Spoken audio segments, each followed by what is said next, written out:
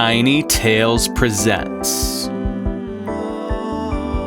Diving into the Rift.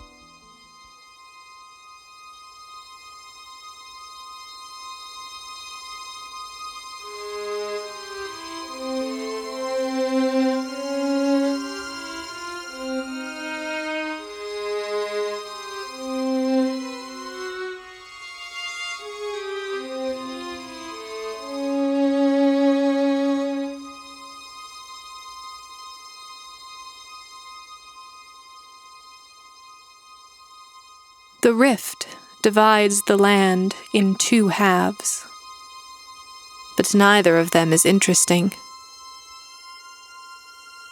It is the rift itself that calls to people, entices them with its siren's call from worlds away.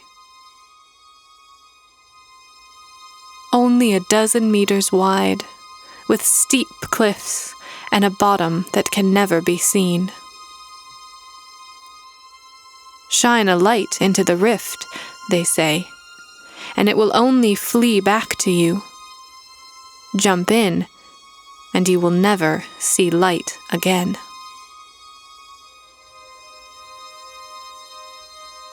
The bathynaut jumps, and she does it with only the slightest hesitation. She wears a complicated diving suit of dull metal and protruding bolts, like the armor of an ancient marine treasure hunter. From the top of her helmet, an air tube extends to the pumps on the rim, and at her belt, she is attached via rope to a great winch so she can be lowered in and pulled back out.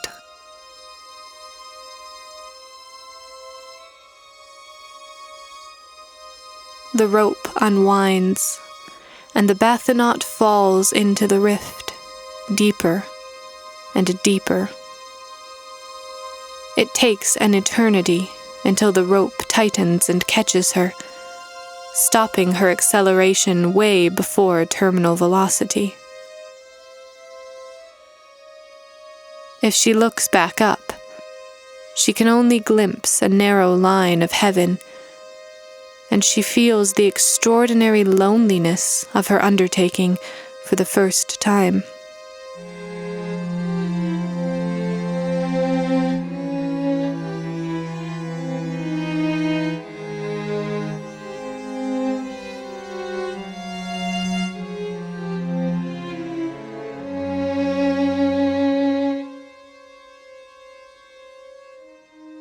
The cliffs are far too sheer to be climbed back up, diving suit or not. And the air in her helmet will only last for a few minutes, should the tube be severed.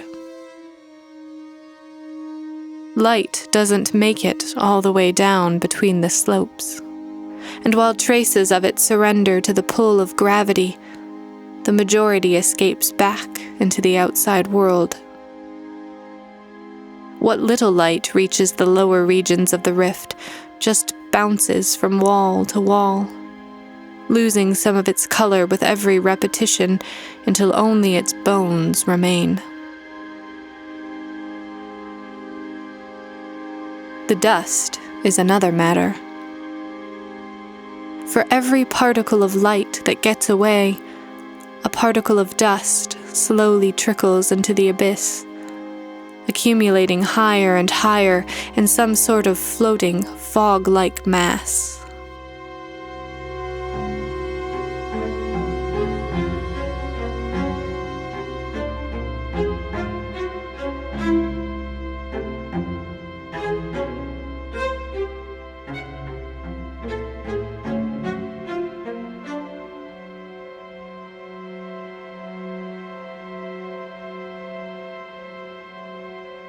The bathynaut sinks slower now, emerging into the waving dust and the darkness.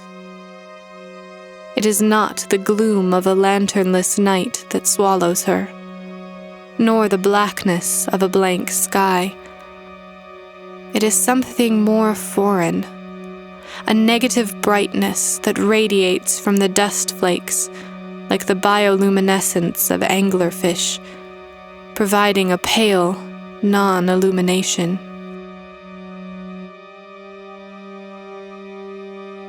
It is like plankton drifting through the hadalic regions just above the seafloor, like snow being blown into the mouth of a bottomless cave. It makes the dust visible, but only faintly, and nothing else besides it.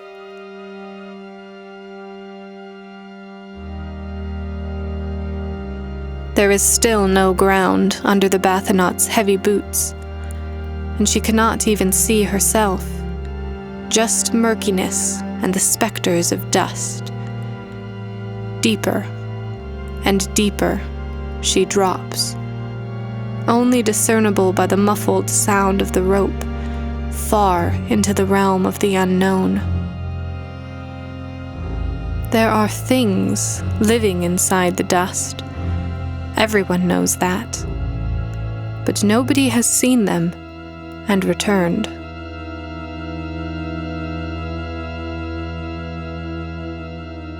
It is, in fact, one of the reasons the bathynaut is going down, right after treasure and the conundrum.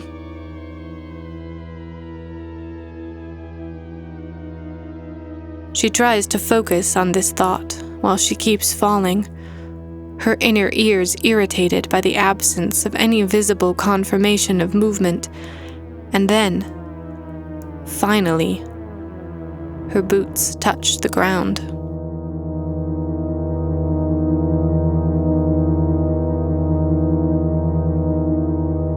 The impact is more violent than she anticipated, and for a moment, pain floods through the bathynaut and washes over everything else. She can feel nothing in the void, and she can only make out flickering dust, similar to after images on her retina. Her hand fumbles over her chest plate, finds a dial, and turns it.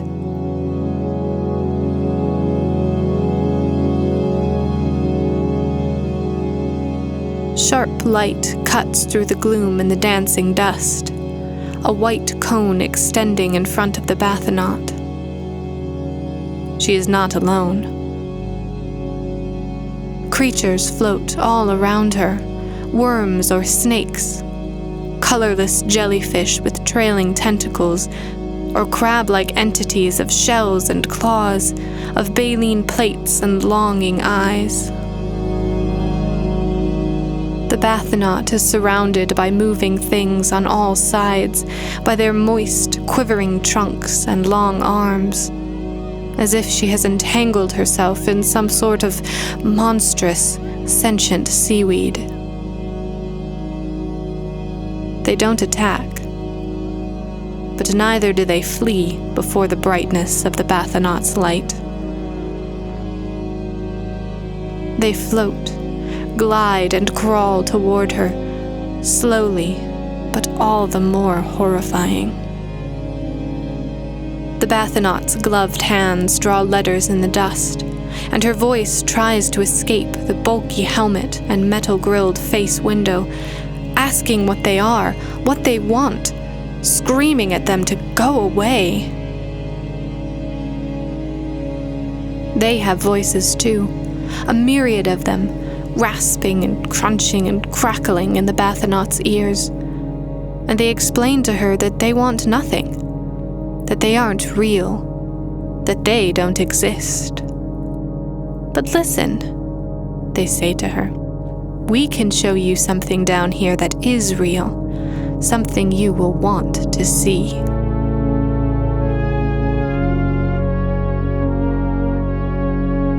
They come closer and closer, groping with their multifarious extremities over the outer hull of her suit. "Come with us. Come now," they echo through the darkness. "What else did you dive into the dust for? Aren't you an explorer?"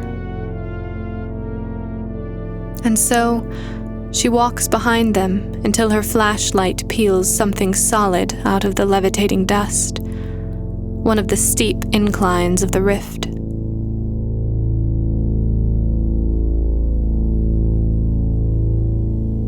There is an entrance, a short tunnel, and the bathynaut steps through it. She knows that she has to be careful with her air tube and rope, but for now, they are long enough to follow her inside a rapidly expanding cavern.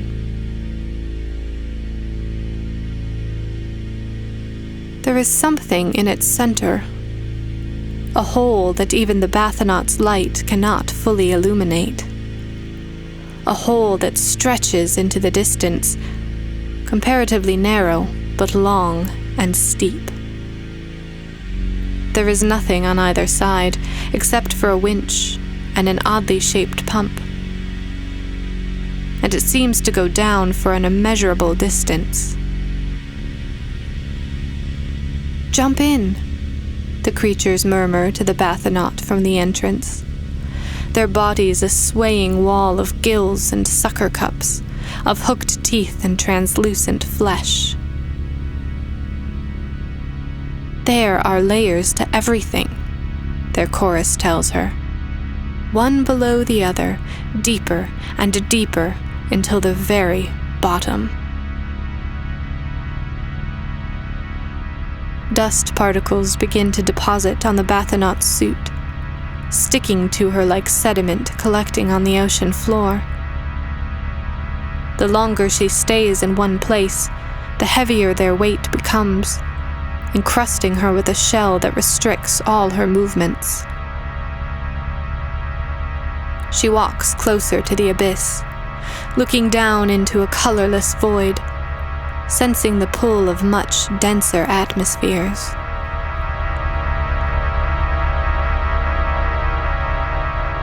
The winch on the rim has a rope to clip in, and a tube extends from the pump, just the right size for her helmet.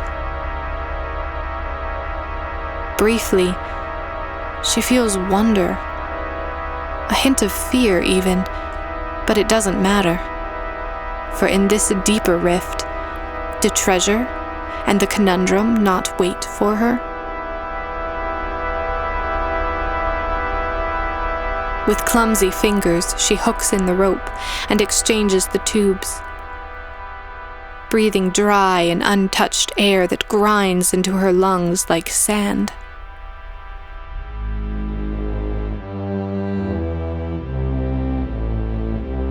The bathynaut looks back at the strange dwellers in the dust, at her discarded tube and the old rope, then takes another step. She jumps, and she does it with only the slightest hesitation.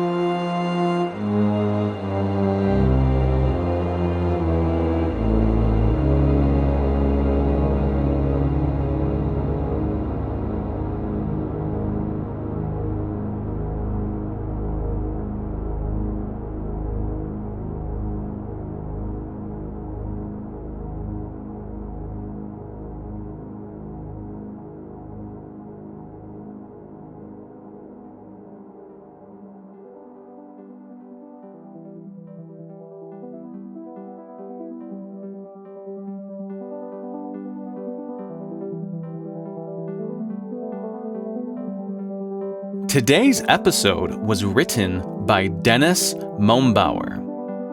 Dennis currently lives in Colombo, Sri Lanka, where he works on climate change and as a writer of speculative fiction and textual experiments. He is co-publisher of a German magazine for experimental fiction, Die Novella, Magazine for Experimentalism, and has published fiction and nonfiction in various magazines and anthologies. His first English novella, The House of Draught, and first English novel, The Fertile Clay are both scheduled to be published in 2022.